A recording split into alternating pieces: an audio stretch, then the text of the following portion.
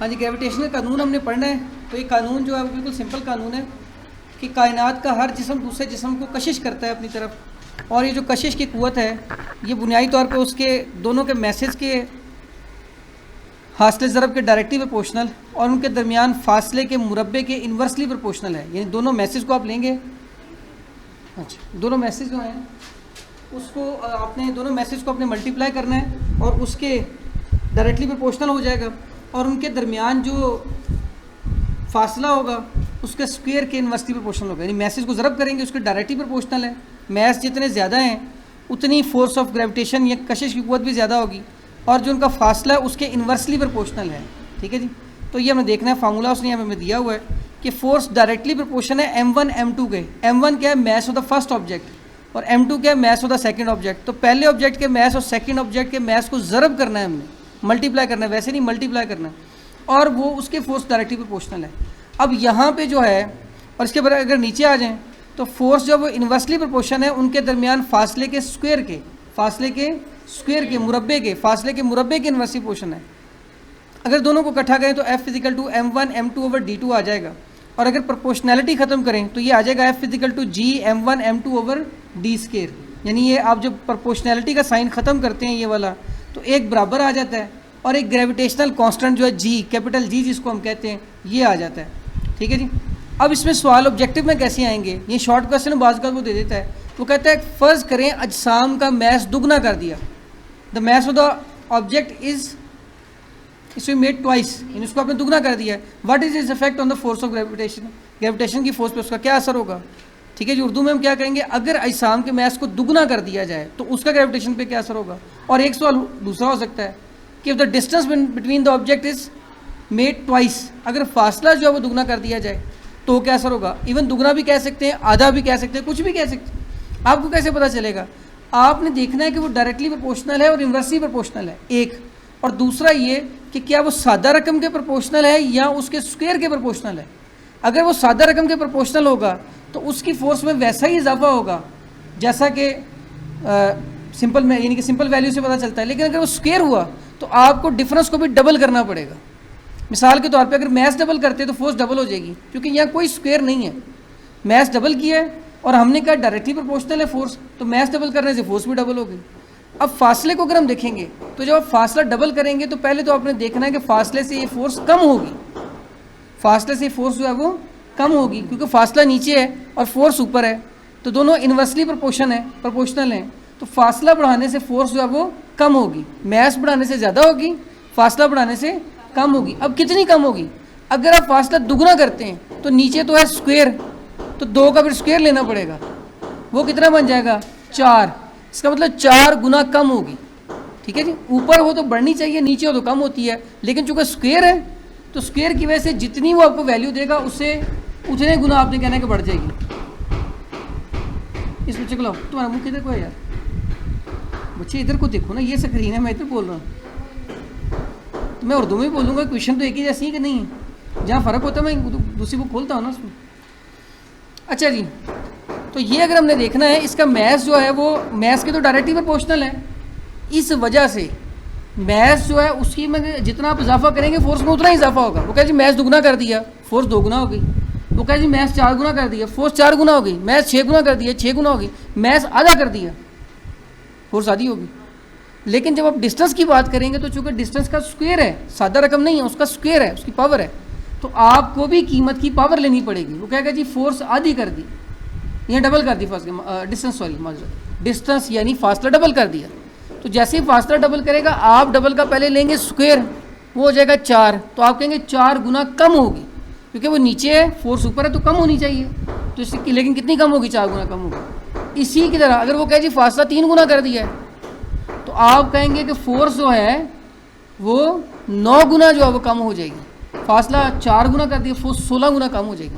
तो इस लिहाज से जो वो आपको कीमत दे उसका स्क्वायर लेना है, मैस की बारी वैसे रखना है उसको, और फासले की बारी उसका मुरब्बा लेना है, क्योंकि फासले में मुरब्बा दिया हुआ सवाल में। तो जिस तरह वो रकम आपको देगा वैसे ही आपको हल करनी पड़ती है। समझ आ गई। कई बार सवाल मैंने भी टेस्ट में पिछली दफ़ा शायद दिया था कि जी अगर फासला 2 गुना कर दें तो फोर्स पे क्या असर पड़ेगा।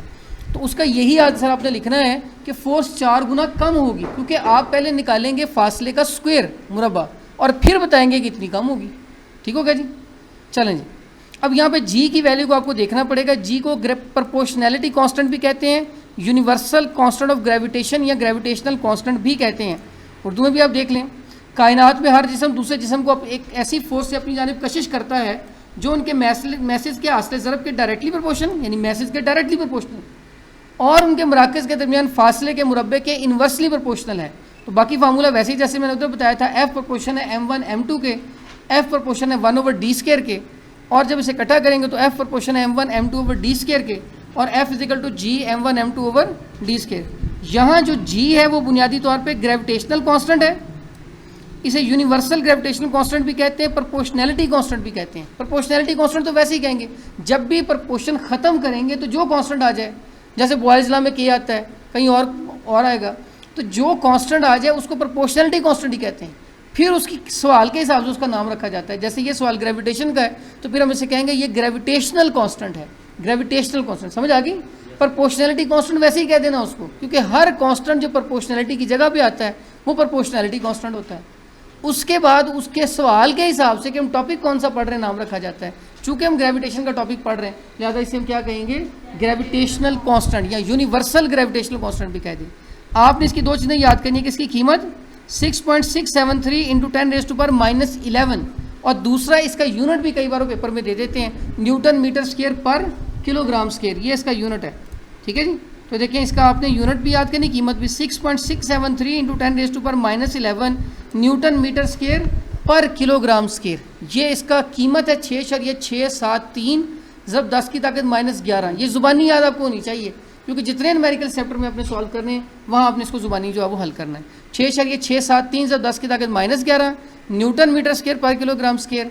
तो आपने यूनिट भी याद करना है और कीमत भी याद करनी है। अब आपने देखना है कि इसका मतलब ग्रेविटेशनल जो फोर्स है, फोर्स ऑफ ग्रेविटेशन है, वो मैस पे डायरेक्ट डिपेंड करती है कि मैस बढ़ने से बढ़ती है, और फासले पे इन्वर्स करती है कि फासला बढ़ने से कम होती है। ठीक है जी, ये हमने देखना है। अगला टॉपिक देखिए इसमें कौन सा हमारे पास है। ठीक है, law of gravitation, Newton third law of gravitation जो है, law of gravitation Newton third law of gravitation में ये है कि हर ऑब्जेक्ट, चूँकि हमने कानून में पढ़ लिया है कि हर ऑब्जेक्ट दूसरे ऑब्जेक्ट को कशिश करता है अपने मैसेज के हासिल ज़रब के डायरेक्टली प्रोपोर्शनल और फासले के मुरब्बे के इन्वर्सली प्रोपोर्शनल। तो इसमें यह होगा कि अगर दो सामने फ़र्ज़ करें, एक जिस्म F1 कह लें, M1 कह लें, दूसरे को M2 कह लें, अगर पहला जिस्म दूसरे जिस्म को कशिश करता है तो दूसरा भी पहले को करेगा।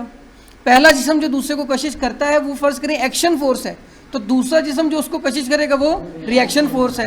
यानी कायनात में हर एक्शन का एक रद्द-ए-अमल रिएक्शन होता है जो कीमत में बराबर लेकिन सिमत में मुखालिफ होता है। आपको बात का प्रॉब्लम तो बैटरी कर सकते हो, वो साइड कर लिए।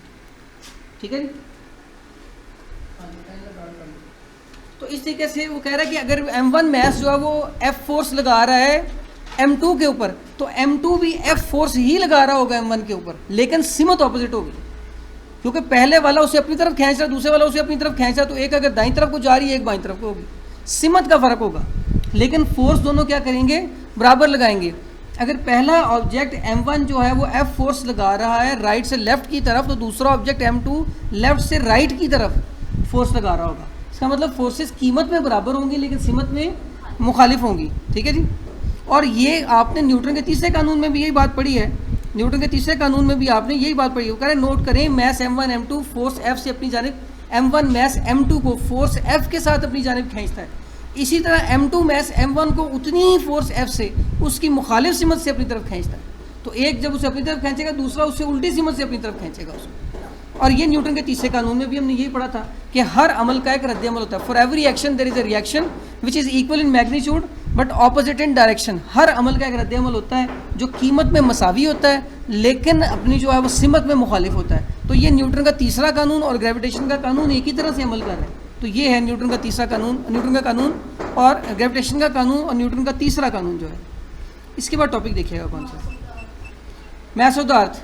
ठीक है, मैस ऑफ द अर्थ में हमने ज़मीन का मैस कैलकुलेट करना है। ठीक है जी, और ये इस बुनियाद पे कैलकुलेट करना है कि फ़र्ज़ करें कोई ऑब्जेक्ट ज़मीन के ऊपर मौजूद है, ज़मीन की सतह पे मौजूद है, और ज़मीन उसको अपने मरकज़ की तरफ खींचती है, और वो क़ुव्वत जिससे ज़मीन किसी जिस्म को अपने मरकज़ की तरफ खींचे उसे उसका वेट कहा जाता है, वज़न कहा जाता है। आपने डेफिनेशन पीछे कहीं पढ़ी होगा वज़न की।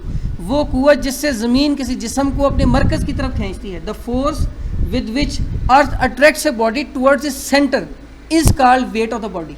वो कुव्वत जिससे ज़मीन किसी जिस्म को अपने मरकज़ की तरफ खींचे, सेंटर की तरफ खींचे, वो उसका वज़न कहलाती है। तो यहाँ पे भी हमने देखना है कि फ़र्ज़ करें ये ज़मीन है, ये जो राउंड बड़ा सा आपको नज़र आ रहा है ज़मीन है, और इसके मैस को कैपिटल एम ई का है, कैपिटल एम मैस और ई फॉर अर्थ ज़मीन का मैस, और ऊपर जो है स्मॉल एम का मतलब उस पत्थर का मैस या उस टुकड़े का मैस जिसे ज़मीन के ऊपर रखा हुआ है। अब इस टुकड़े को ज़मीन अपनी तरफ खींचेगी, तो जब उसे अपनी तरफ खींचेगी तो कौन सी कुव्वत उसे खींचने मजबूर कर रही है? अभी हमने पढ़ा लॉ ऑफ ग्रेविटेशन, कायनात का हर जिस्म दूसरे जिस्म को अपनी तरफ खींचता है। इसका मतलब ज़मीन ग्रेविटेशन की फ़ोर्स इस्तेमाल कर रही, लेकिन जिस फोर्स से ज़मीन खींचेगी उसको वज़न भी कहा जा सकता है। इसका मतलब यही ग्रेविटेशन वाली फ़ोर्स क्या बन गई है? वज़न वाली फ़ोर्स बन गई। बाज़ औक़ात होता है कि चीज़ें मतलब फ़ोर्स कोई और होती है लेकिन किसी और चीज़ के तौर पे बिहेव कर रही होती है। वज़न क्या है? कशिश की कुव्वत ही है ना, और ग्रेविटेशन भी क्या है? कशिश की कुव्वत। तो इसका मतलब ग्रेविटेशन वाली ही फोर्स जो है वही वज़न वाली फोर्स बन गई है। ठीक है जी। तो जब दोनों एक जैसी हो गई तो बराबर कर देंगे उसको। तो F equal to capital G M capital M E over R square. M का मतलब है पहला मैस M1 और M E का मतलब दूसरा मैस M2 बटा R स्केयर का मतलब है उनका रेडियस। ये है ग्रेविटेशन की फोर्स, लेकिन ये फोर्स उसके वज़न के बराबर है, लिहाजा F को बराबर करेंगे W के, और W बराबर है mg के। लिहाजा दोनों फोर्सेस को आमने सामने लिख देंगे, mg को और capital G M capital M E over R square को एक आमने सामने लिख देंगे। स्मॉल m और स्मॉल m एक जैसे हैं, कट जाएंगे। इधर वाला m और इधर वाला m कट जाएगा, डिवाइड हो जाएगा, क्योंकि एक इस तरफ है दूसरा दूसरी तरफ है। ये उधर जाके नीचे जाएगा बटे के और काट देगा उसको। ठीक है जी। तो इस तरीके से ये जो है वो डिवाइड हो जाएगा। अब हमारे पास रह गया कैपिटल स्मॉल g एक तरफ रह गया, और capital G capital M E over R E हमारे पास रह गया। ये m, इसमें से हमने M E रख लेना एक साइड पे। तो M E रखेंगे तो R स्केयर उधर चला जाएगा, इधर नीचे है, उधर ऊपर जाके ज़रब हो जाएगा, और कैपिटल G इधर ज़रब हो रहा था तकसीम हो जाएगा। तो M E equal to capital R square. एक हमको बटन बंद करना सप्लाई का, इधर जो लगा हुआ ताकि पिछले बंद हो जाएगा, पीछे को नहीं बैठा। M E equal to R square over small g divided by capital G। अब इसमें हम कीमतें पुट करेंगे। R की जगह 6.4 into 10 raise to power 6 metre का स्केयर, और स्मॉल g की जगह 10 मीटर पर सेकेंड स्केयर, और कैपिटल G की जगह 6.673 into 10 raise to power -11 newton metre square पर किलोग्राम स्केयर। अल्लाह हाफ़िज़। तो ये जब इसको सॉल्व करेंगे तो 6 into 10 raise to power 24 kilogram आ जाएगा। ये मैथ उदाहरण है। तो बेसिकली हमने क्या किया, ग्रेविटेशन वाले फार्मूले को हमने वेट वाले के साथ मिला दिया है। जी और जी को हमने M और M को हमने डिवाइड किया, ख़त्म कर दिया तकसीम करके, बाकिया को हमने सॉल्व कर लिया। इससे अगला टॉपिक देखिएगा कौन सा है हमारे पास।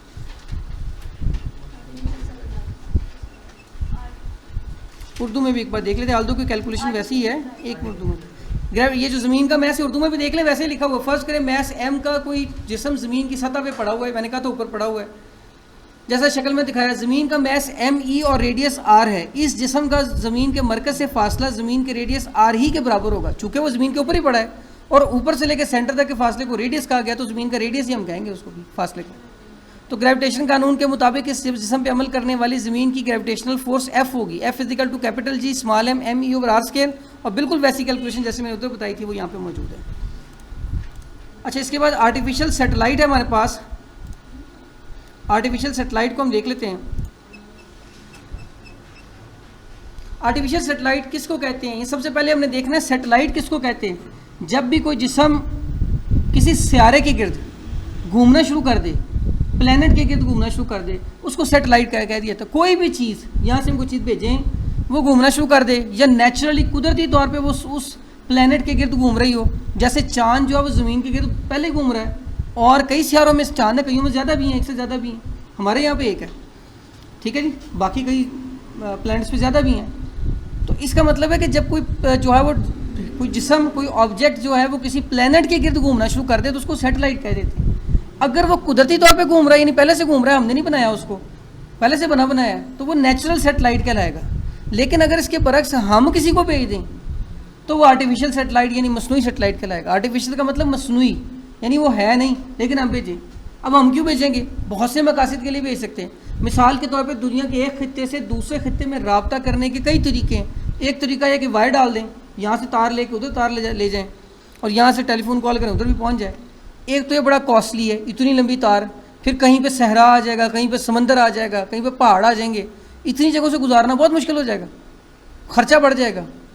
तो उसका आसान तरीका ये कि एक सैटेलाइट ऊपर भेज दें, यहाँ से सिग्नल सीधा ऊपर फेंकें, वो ऐसे सिग्नल दूसरे दुनिया के दूसरे कोने पे सीधा वापस फेंक दें। तो कोई पहाड़ आपके रास्ते में नहीं आ रहा, कोई समंदर नहीं आ रहा, कोई वायर आपको डालनी नहीं पड़ रही, कोई आपको पानी में से नहीं गुजरना पड़ रहा, कोई रेत में से नहीं गुजरना पड़ रहा।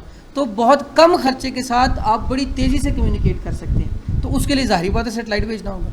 टीवी चैनल्स देखने, केबल पे लोग देखते हैं, सेट 1 सेट 2 और पता नहीं क्या क्या उसके चैनल्स होते हैं, वो देखते हैं यूनिवर्सल वगैरह। तो वो जब देखते हैं तो उसके भी सिग्नल सेटेलाइट से आते हैं, ठीक है जी। मोबाइल कॉल्स करते हैं, उसके सिग्नल भी सेटेलाइट के जरिए आते हैं। इंटरनेट हो, उसके सिग्नल भी सेटेलाइट के जरिए आते हैं। जहाज़ों की पोजीशन देखनी है हवा में किधर है, तो वो भी सेटेलाइट मौजूद है, ऊपर से देख लेते हैं किधर किधर है, कम्युनिकेट किया जाता है। तो मसनूई सेटेलाइट क्या है, जिसे हम भेजें, ठीक है जी, जिसे इंसान खुद भेजे। तो कह रहा है an object that revolves around a planet is called a satellite. वो ऑब्जेक्ट जो प्लैनेट के गिर्द घूमता है, सियारे के गिर्द घूमता है, उसको सैटेलाइट कहते हैं। जैसे the moon revolves around earth, so moon is a natural satellite of earth. चांद जो ज़मीन के गिर्द गर्दिश करता है और चांद ज़मीन का कुदरती सैटेलाइट है। Scientist have send many objects into space, scientist ने खुद भी भेजे हैं। Some of these object revolve around the earth, कुछ ज़मीन के गिर्द गर्दिश करना शुरू कर देते हैं। These are called artificial satellite, इनको आर्टिफिशियल सैटेलाइट कहते हैं, ठीक है जी। इन आर्टिफिशियल सैटेलाइट का पर्पज़ क्या है, कम्युनिकेशन, राब्ता कायम करना, ठीक है जी। इसके अलावा आर्टिफिशियल सैटेलाइट जो इंस्ट्रूमेंट और पैसेंजर्स को भी ले जा सकता है ताकि तजर्बात किए जा सकें। सैटेलाइट में बंदा बैठा के भेज दें ऊपर, वो खला में घूमे और तजर्बा करे कि आए ज़िंदगी वहाँ पे मुमकिन है, ताकि कल को ज़मीन में अगर ज़िंदगी मुश्किल हो जाए तो कुछ लोग वहाँ चले जाएँ, ठीक है जी। वो फर्स्ट ईयर की कहानी है, डार्क देवर गोल्डन आइड, उसमें यही वो बताते हैं कि जो मरीख पे चले गए और उनको सबका शक्ल ही बदल गई, मशीन की तरह बन गया वो। तो वो बेसिकली ये तजर्बात किए जाएँ कि यहाँ से अगर बाहर निकाला जाए तो फिर क्या सूरत हाल बनती है, वो हमने देखना है। अच्छा जी, उर्दू में भी देख लें, यही कोई जिस्म जो किसी सियारे के गिर्द घूमता है वो सैटेलाइट कहलाता है। चांद ज़मीन के गिर्द चक्कर लगाता है, इसलिए चांद ज़मीन का कुदरती सैटेलाइट है। साइंसदानों ने बेशुमार सैटेलाइट खला में भेजे हैं, इनमें से कुछ ज़मीन के गिर्द घूमते हैं, उन्हें मसनूई सियारे या मसनूई सैटेलाइट कहते हैं। बहुत से ज़मीन के गिर्द घूमने वाले मसनूई सैटेलाइट कम्युनिकेशन के लिए इस्तेमाल होते हैं। कम्युनिकेशन क्या है, राब्ता कायम करना, एक हिस्से से दूसरे हिस्से में दुनिया के लोगों का आपस में राब्ता कायम करना। जैसे इंटरनेट क्या है, राब्ता कायम करते हैं, व्हाट्सएप ऑन करते हैं, इधर से वीडियो ऑन करते हैं, उधर से भी ऑन करते हैं, एक दूसरे को देखना शुरू कर देते हैं। ये कम्युनिकेशन है, राब्ता है, आवाज़ पहुंचा दें, अल्फाज पहुंचा दें, तस्वीरें भेज दें, वीडियोस भेज दें, ये कम्युनिकेशन है। अब इनमें एक जियो स्टेशनरी सेटेलाइट का भी उन्होंने यूज़ किया होगा। मुख्तलिफ सेटेलाइट मुख्तलिफ वक्त लेते हैं ज़मीन के गिर्द गर्दिश करने में। कम्युनिकेशन सेटेलाइट वो सेटेलाइट होते हैं जो 24 घंटे में अपना वक्त जो है वो मुकम्मल करते हैं। एक पूरा चक्कर लगाना है उसने, एक पूरा चक्कर लगाना है, सेटेलाइट नहीं, देखें सेटेलाइट नज़र आ रहा है, इसने पूरा घूम के एक पूरा चक्कर लगाना है। ये 24 घंटे में होना चाहिए। क्यों 24 घंटे में होना चाहिए, ज़मीन 24 घंटे में एक चक्कर पूरा करती है, तो सेटेलाइट को ज़मीन के टुकड़े के सामने होना चाहिए ना। यानी पाकिस्तान ने अपना सेटेलाइट छोड़ा है फर्ज करें, तो वो हमेशा पाकिस्तान के सामने वाली जो जगह वहाँ मौजूद होना चाहिए। अब ये ना हो कि ज़मीन घूम जाए और सेटेलाइट घूमे ना, या सेटेलाइट आगे चला जाए, ज़मीन का वो टुकड़ा पीछे रह जाए, तो वो बजाय पाकिस्तान के वो इंडिया के आगे पहुँच जाए, तो हम कैसे कम्युनिकेशन उससे करेंगे। हमारे सेटेलाइट को हमारे सामने ही रहना चाहिए, तो इसलिए उसको ऐसे रखा जाता है कि जैसे जैसे ज़मीन घूमे वो साथ साथ सेटेलाइट जो है, यानी ये ज़मीन है, सेटेलाइट है, जैसे जैसे ज़मीन घूम रही है वैसे वैसे ही सेटेलाइट भी घूम रहा है, ताकि हमेशा सेटेलाइट ज़मीन के उसी टुकड़े के सामने रहे जिसके लिए भेजा गया। वरना वो अपनी जगह बदलेगा तो सारा कुछ बदल जाएगा। ये जो मोबाइल सिमें लेते हैं तो वो सादा कार्ड होता है, उस पर कोई नंबर नहीं लगा होता। वो आपसे पूछते हैं जी ये नंबर आपको पसंद है, आप कहते हैं पसंद है, उस पर अपना एक कोड लगा के उस नंबर को ऑन कर देते हैं। वो क्या होता है, आपके नंबर के साथ एक फ्रिक्वेंसी सेट की जाती है, वो फ्रिक्वेंसी सेटेलाइट के साथ जाके सेटल की जाती है, और फिर सेटेलाइट के साथ आपका कम्युनिकेशन बन जाता है, और आप दुनिया के किसी भी हिस्से में जाते हैं सेटेलाइट के जरिए आप तक पहुँचा जा सकता है। ठीक है जी। तो सेटेलाइट अगर अपनी जगह ही छोड़ देगा तो वो कैसे पहचानेगा उसको, वो नहीं पहचान सकता ना। इसलिए कम्युनिकेशन सेटेलाइट 24 घंटे में अपना चक्कर पूरा करते हैं, ताकि वो ज़मीन के उसी हिस्से के सामने रहें। जिस तरह ज़मीन घूमेगी वैसे ही वो भी साथ घूमेगा, ताकि वो हिस्सा सामने रहे। ऐसे सेटेलाइट्स को जो ज़मीन के साथ साथ गर्दिश करते हैं और वो अपना रास्ता ज़मीन के साथ ही रखते हैं, उनको जियो स्टेशनरी सेटेलाइट कहते हैं। जियो स्टेशनरी सेटेलाइट, जियो ज़मीन, स्टेशनरी साकिन, यानी ऐसे सेटेलाइट जो ज़मीन के लिहाज से साकिन होते हैं, 24 घंटे में चक्कर मुकम्मल करते हैं। इन कम्युनिकेशन सेटेलाइट ज़मीन के लिहाज से साकिन नज़र आते हैं, इसीलिए ऐसे सेटेलाइट का ऑर्बिट जियो स्टेशनरी ऑर्बिट कहलाता है, और इन सेटेलाइट को जियो स्टेशनरी सेटेलाइट कर देते हैं। और उनका मकसद क्या होता है, सारी बात है वो डाटा फ्राहम करते हैं। जैसे डिश की वो एक तरफ कर देते हैं, डिश जो लोग लेते हैं एक रुख में करेंगे तो सिर्फ एक तरह के चैनल आएंगे, दूसरे रुख में करेंगे दूसरी कंपनी के चैनल आएंगे, पहले के नहीं आएंगे। तो जिस सेटेलाइट से वो कम्युनिकेट करेंगे जाहिर बात उस सेटेलाइट जो है वो उसके सिग्नल आना शुरू हो जाएंगे। अब जैसे जैसे ज़मीन ने घूमी जाना है सेटेलाइट ने भी साथ घूमना है, इसलिए उसी रुख में सिग्नल हमेशा उसको मिलते जाएंगे, रुख बदलने की ज़रूरत नहीं उसको। अच्छा जी, इसके बाद देखें टॉपिक कौन सा है। हाँ जी, चैप्टर इतना ही है। चलें जी देख लें फिर इसको।